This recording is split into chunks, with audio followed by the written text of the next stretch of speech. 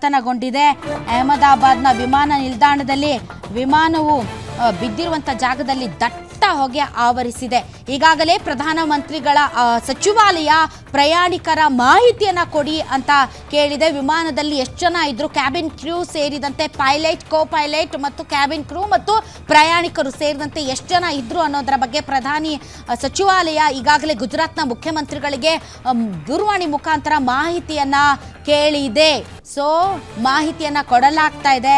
But ಒಂದಂತೂ ಸತ್ಯ, air India ವಿಮಾನದ ಬಗ್ಗೆ ಮೊದಲಿನಿಂದಲೂ ಕೂಡ ಹಲವಾರು ರೀತಿಯಾದಂಥ ಅಪಸ್ವರಗಳಿದ್ದು, ಅಮೇರಿಕ ಕೂಡ ಏರ್ ಇಂಡಿಯಾ ಈ ವಿಮಾನಯಾನಕ್ಕೆ ಸಂಬಂಧಪಟ್ಟಂತೆ ಹಲವಾರು ಇನ್ವೆಸ್ಟಿಗೇಷನ್ ಕೂಡ ಮಾಡ್ತಾ ಇತ್ತು.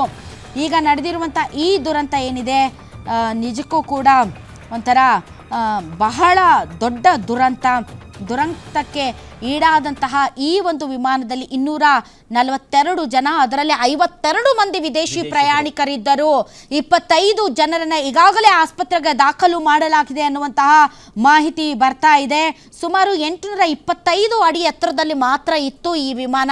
ಯಾಕೆ ಅಂತಂದರೆ ಬಹಳ ಸಲ ಏನಾಗುತ್ತೆ ಅಂತಂದರೆ ಟೇಕ್ ಆಫ್ ಆಗಿ ಒಂದು 20 ನಿಮಿಷಕ್ಕೋ 30 ನಿಮಿಷಕ್ಕೆ ಇದ್ದಕ್ಕಿದ್ದಂತೆ ತಾಂತ್ರಿಕ ದೋಷ ಕಾಣಿಸ್ಕೊಂಡು ವಿಮಾನ ಪತನ ಆಗೋದನ್ನು ನೋಡಿದ್ದೀವಿ. ಆದರೆ ಟೇಕ್ ಆಫ್ ಆದ ಕೆಲವೇ ನಿಮಿಷಗಳಲ್ಲಿ ನಾಟ್ ಇವನ್ ಸುಮಾರು 825 ಅಡಿ ಎತ್ತರ ಅಂದರೆ ಅದು ಕಡಿಮೆನೇ.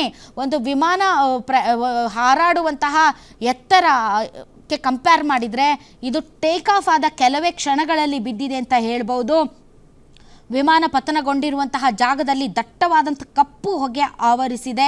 ಈಗಾಗಲೇ ವಿಮಾನ ನಿಲ್ದಾಣಕ್ಕೆ ಸಂಪರ್ಕ ಕಲ್ಪಿಸುವ ಪ್ರಮುಖ ರಸ್ತೆಗಳನ್ನು ಮುಚ್ಚಲಾಗಿದೆ. ರಕ್ಷಣಾ ಕಾರ್ಯಾಚರಣೆ ಆರಂಭಗೊಂಡಿದೆ. ಅಗ್ನಿಶಾಮಕ ದಳ ಮತ್ತು ಆಂಬ್ಯುಲೆನ್ಸ್ಗಳು ಧಾವಿಸಿವೆ. ವಿಮಾನ ಅಪಘಾತದ ಕುರಿತ ಮಾಹಿತಿಯನ್ನು ಕಾಲಕಾಲಕ್ಕೆ ನೀಡುವುದಾಗಿ ಏರ್ ಇಂಡಿಯಾ ಹೇಳಿದೆ. ಕಾಲಕಾಲಕ್ಕೆ ನೀಡಿದರೆ ಏನು ಪ್ರಯೋಜನ? ಯಾಕೆ ಅಂದರೆ ಏರ್ ಇಂಡಿಯಾ ಬಗ್ಗೆ ಮೊದಲಿನಿಂದಲೂ ಕೂಡ ಬಹಳಷ್ಟು ವಿಚಾರಗಳಲ್ಲಿ ಅಪಸ್ವರ ಇತ್ತು. ಆದರೆ ನಾಗರಿಕ ವಿಮಾನಯಾನ ಸಚಿವ ರಾಮಮೋಹನ್ ನಾಯ್ಡು ಕೂಡ ಘಟನೆಗೆ ಸಂಬಂಧಪಟ್ಟಂತೆ ಆಘಾತವನ್ನು ವ್ಯಕ್ತಪಡಿಸಿದ್ದಾರೆ. ಮತ್ತೊಂದು ಕಡೆ ಏರ್ ಇಂಡಿಯಾ ಕೂಡ ಎಕ್ಸ್ನಲ್ಲಿ ಟ್ವೀಟ್ ಮಾಡಿ ಹೌದು ದುರಂತ ಸಂಭವಿಸಿದೆ ಅಂತ ಹೇಳ್ತಾ ಇದ್ದಾರೆ. ಈಗಾಗಲೇ ಅಹಮದಾಬಾದ್ನಿಂದ ಪ್ರಯಾಣ ಬೆಳೆಸಿದಂಥ ಪ್ರಯಾಣಿಕರ ಕುಟುಂಬ ಸದಸ್ಯರು ಆಸ್ಪತ್ರೆಗಳಿಗೆ ಮತ್ತು ಘಟನಾ ಸ್ಥಳಕ್ಕೆ ಧಾವಿಸ್ತಾ ಇದ್ದಾರೆ. ದೇವರಲ್ಲಿ ಪ್ರಾರ್ಥಿಸ್ತಾ ಇದ್ದಾರೆ, ಅದ್ಭುತ ಜರುಗಿ ನಮ್ಮ ಕುಟುಂಬ ಸದಸ್ಯರು ಯಾರು ಪ್ರಯಾಣವನ್ನು ಬೆಳೆಸ್ತಾ ಇದ್ದಾರೆ ನಮ್ಮವರು ಸುರಕ್ಷಿತವಾಗಿರಲಿ ಅಂತ. 52 ಜನ ವಿದೇಶಿ ಪ್ರಯಾಣಿಕರು ಕೂಡ ಈ ಒಂದು ವಿಮಾನದಲ್ಲಿ ಪ್ರಯಾಣ ಮಾಡ್ತಾ ಇದ್ದರು. ಸಾವಿನ ಸಂಖ್ಯೆ ಹೆಚ್ಚಾಗುವಂತಹ ಸಾಧ್ಯತೆ ಇದೆ. ತುಂಬ ಗಂಭೀರವಾದಂತಹ ಪರಿಸ್ಥಿತಿ.